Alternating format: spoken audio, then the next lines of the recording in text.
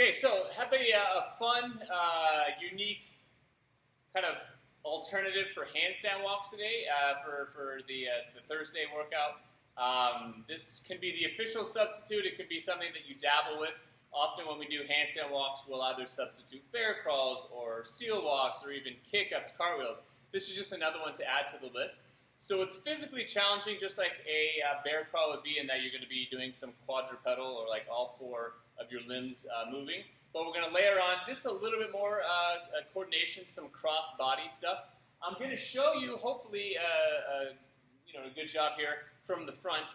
But the idea is this. We're going to move side to side. So maybe one round you're going this direction, the other that, or just go half and half. But the idea is we're always moving two of your feet or two limbs at a time.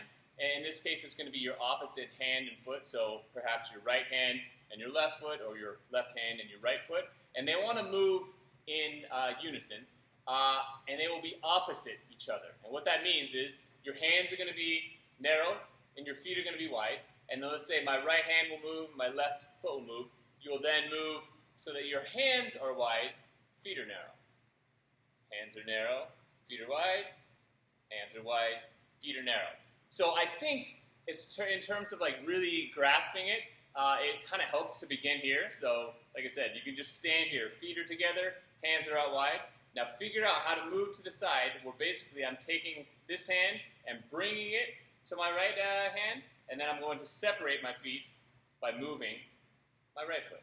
Now how do I move my feet together and then my hands apart?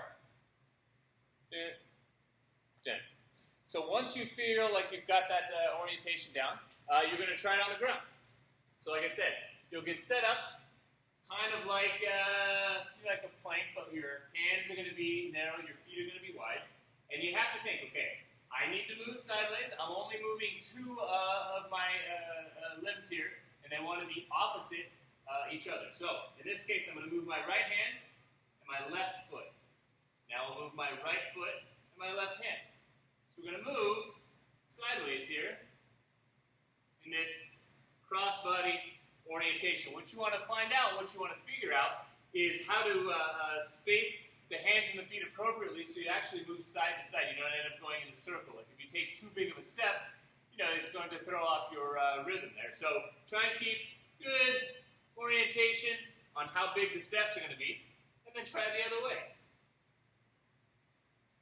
If you've been with us before for the tennis ball cat crawls or the plank shoulder touch, the method is very similar in that you want to brace your body, figure out how you're going to orient the balancing of your weight between your hands, and take your time. These are better to be kind of slower, deliberate reps than trying to go too fast. If you rush it, you're going to find that the rhythm gets off and your spacing is not there. So take the time to figure out what comes next, how can they move together, and think about the quality of what's going on, and you'll take a lot away from this. So enjoy it as a fun substitute for handstand walks.